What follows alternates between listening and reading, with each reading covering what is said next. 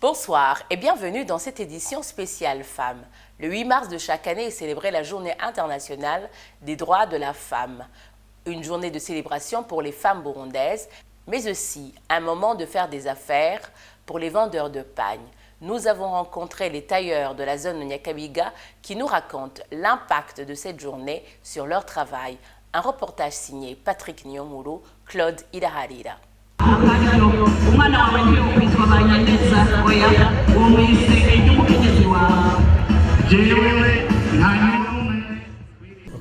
D'une élégance impeccable, ces femmes habillées en pagne dansaient pendant les festivités du 8 mars 2021.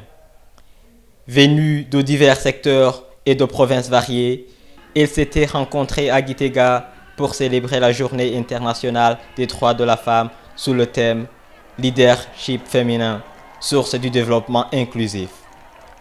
En guise de préparation, les femmes ont acheté les pagnes et même celles qui ne sont pas allées à Gitega et se sont préparées pour cette journée.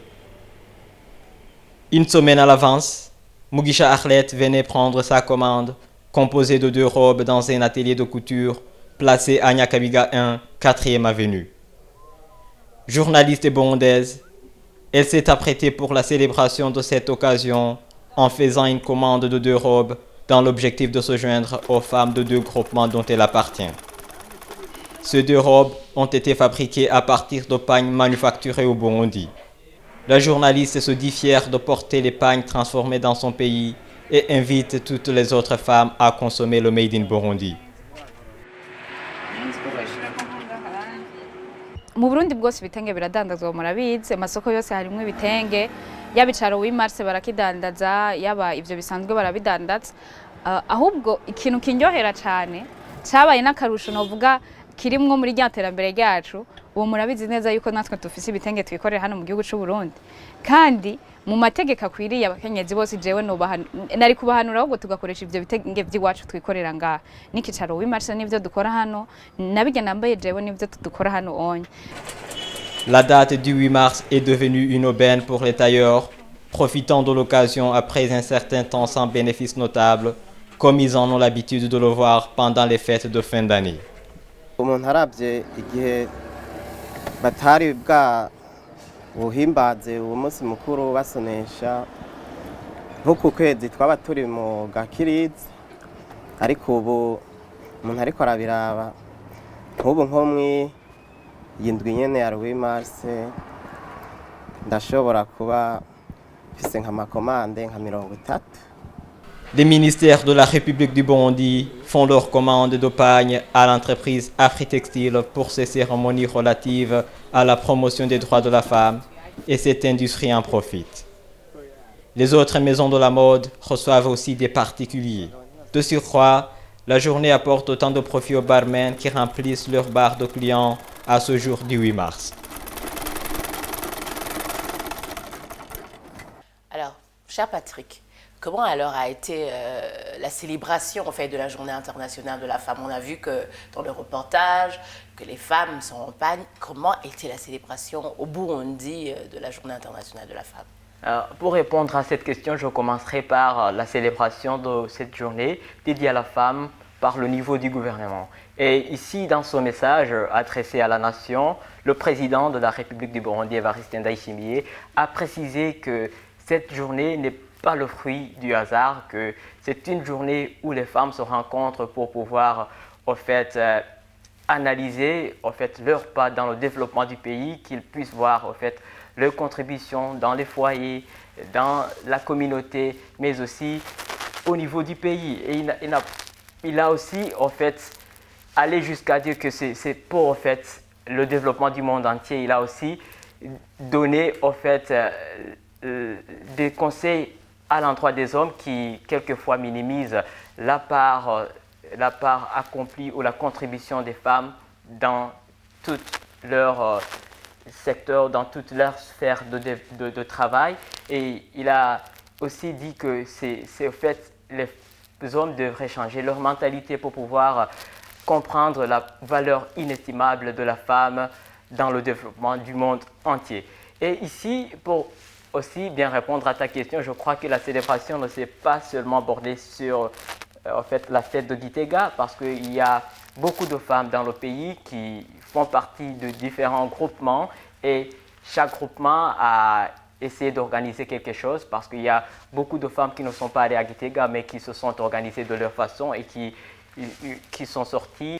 Elles ont aussi parlé au fait de leur progrès dans leurs activités quotidiennes.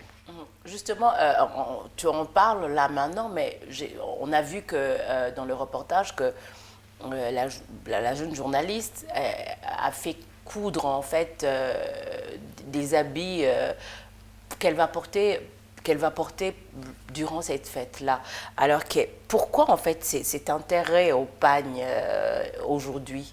Qu'est-ce que ça rapporte généralement? En fait, le pagne est très important. Il a une valeur très symbolique à l'égard des femmes, surtout burundaises.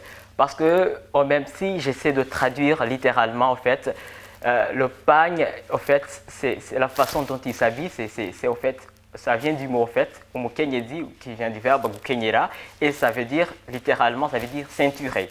Mais en fait, au vrai sens du terme, la signification bien propre à cela, c'est en fait la détermination. Gukenyera, ça veut dire la femme est très déterminée, elle est très courageuse dans toutes les activités qu'elle fait dans sa vie, mais aussi que les femmes, en fait, elle est battante, elle ne baisse pas les bras malgré la société patriarcale dans laquelle nous sommes, qui essaie en fait, de discréditer quelquefois les actions de la femme ou de ne pas considérer la femme à sa juste valeur, c'est ça.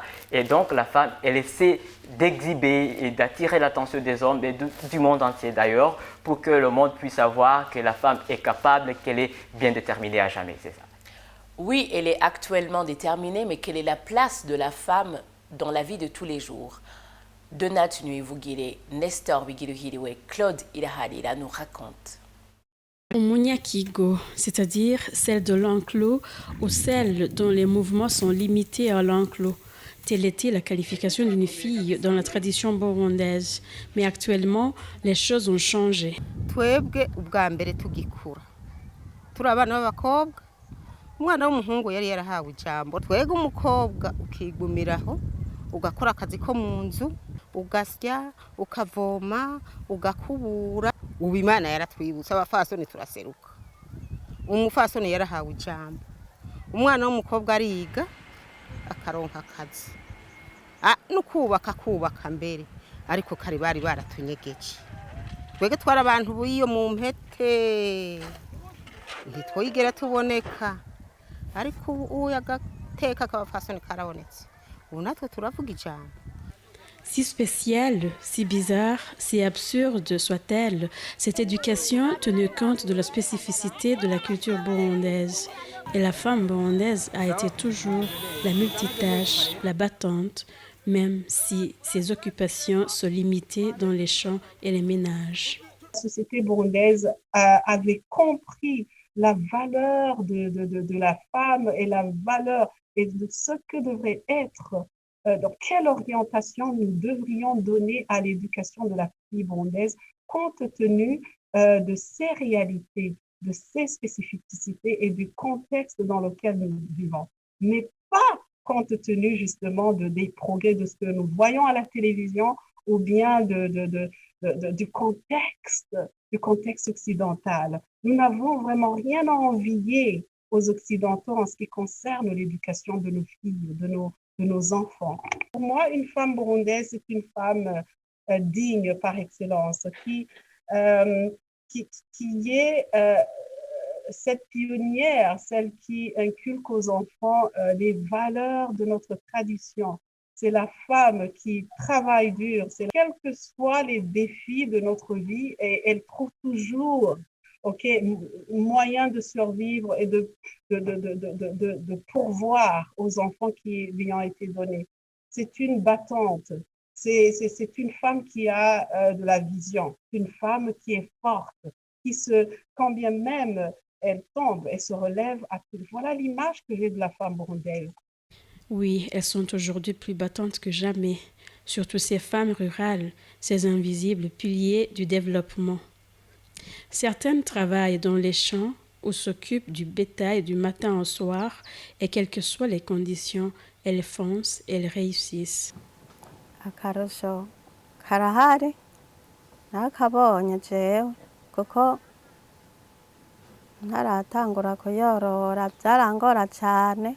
Yarakoze kandi nivyo gushima twese turabimushimiye kabisa. Je sinarinze ko nokwize kweri kaminuza nkayuma nta nivyo nabona sinabona nuko binashoboka muga byarakunze twarinze duheza amashuri mbona norohewe uko nari ingumiwe kare ndi kwishure nkatambona bigoye harageze yaho maze gushika mu mwaka w'12 mbona yuko ubu byoroshe hamwe na arja do poshe ndayironka. Umukenyezi yugurutse mu mutwe nta kintu na kimwe kimunani umugambi wose yapritse urashoboye kumufasha mu buryo bwo kwiyungunganya mu burimyi canke n'ubworozi nyene canke mu kujya hamwe n'abandi mu association. D'autres se sont lancés dans le commerce et dans différentes autres activités. Bref, on les retrouve presque partout aujourd'hui. Chez elles, les heures de travail ne sont jamais comptées. Ndazinduka mu gatondo saa 11 nkavyuka ngakora ubuye abana nkazinduka kuri kote bukurangura imyembe amatunda turazinduka kurangura hamaduka tereka gushika ku mugoroba saa 1:30 canke saa 2.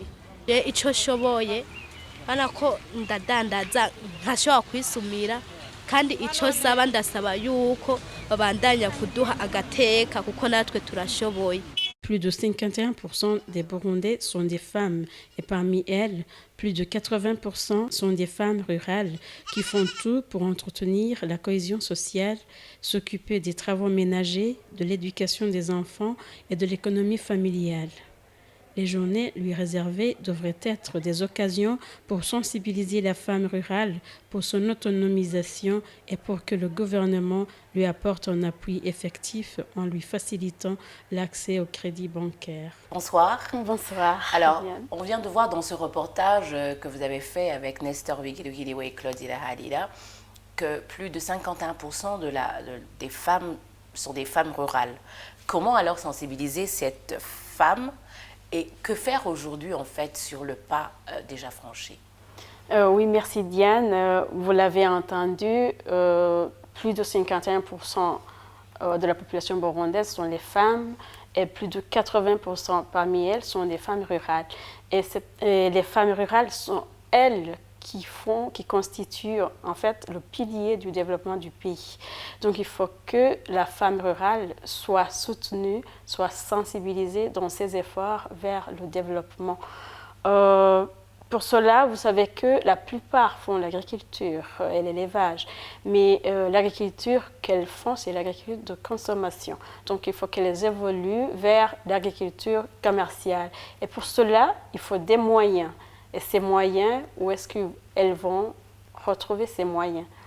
Il faut que nos femmes leaders, je veux dire les femmes parlementaires, les ministres que nous avons aujourd'hui, soient des ambassadeurs pour la femme rurale, pour qu'elles puissent avoir des moyens pour évoluer vers cette agriculture commerciale. Il y a une bonne nouvelle d'ailleurs, il y a une banque pour les femmes, elle a déjà été ouverte, mais qu'est-ce qu'elle va apporter à la femme? Suivant notre invitée du journal, Madame Kanyana Aimé Laurentine.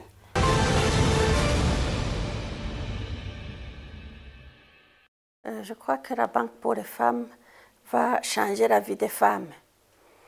Parce que vous voyez, il y a des femmes qui ont l'engouement d'entreprendre, mais qui n'accèdent pas aux moyens financiers.